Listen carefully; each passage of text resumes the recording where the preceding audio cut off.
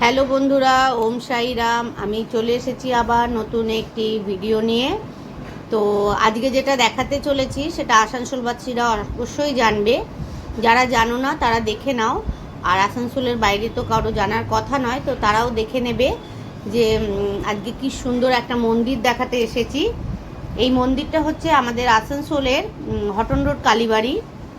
তো অবশ্যই এখানে মাকে প্রথমে দর্শন করো সবাই মন দিয়ে।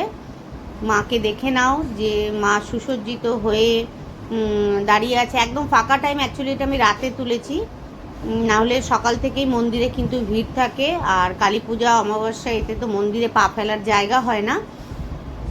তো তোমরা দেখো যে মন্দিরটা মাকে কি সুন্দর, খুব জাগ্রত। অ্যাকচুয়ালি এই মাও খুব জাগ্রত কিন্তু।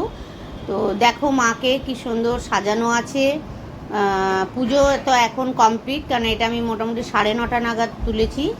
তো মাকে সাজানো আছে, সুন্দর লাগছে। মা অসম্ভবভাবে মানে অসংখ্য জুয়েলারি পরে আছে, জুয়েলারিতে দিয়ে মা পুরো সুসজ্জিত। আর মা খুব জাগ্রত, ওই জন্য যদি কেউ মানত করে সেটা কিন্তু মা পূর্ণ করে দেন। তো এরপরে এর সঙ্গেই পুরো মন্দিরটা দেখানোর সঙ্গে সঙ্গেই আমি দেখাই এখানে আরও দেবদেবী আছেন। মায়ের পেছনেই আছেন মনসা মা। তো মনসা মাকেও তোমরা দেখে নাও। সবাইকেই আমি সুন্দরভাবে দেখিয়ে দিচ্ছি। প্লাস আরও অনেক দেবদেবী আছেন, সেটাকে একজন একজন করে সবাইকে দর্শন করিয়ে দিচ্ছি। আশা করি তোমাদের এই ভিডিওটা খুব ভালো লাগবে।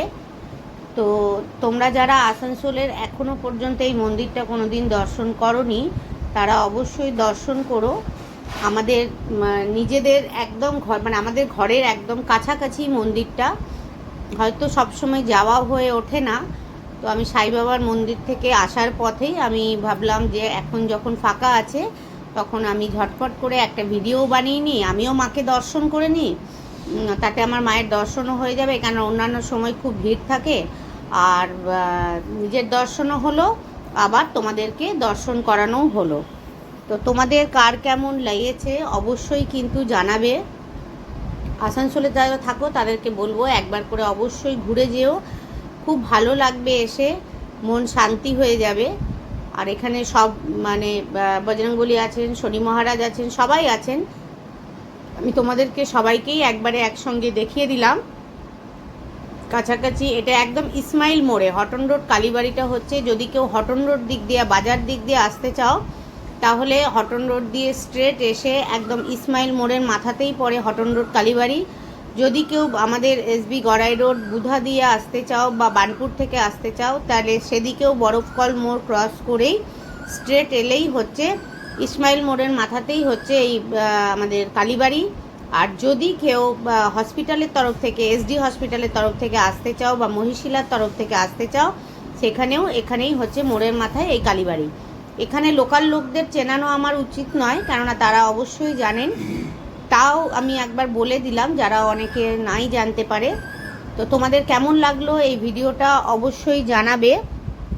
এর বেশি আর করছি না, মাকেও তোমরা মন ভরে দর্শন করে নাও।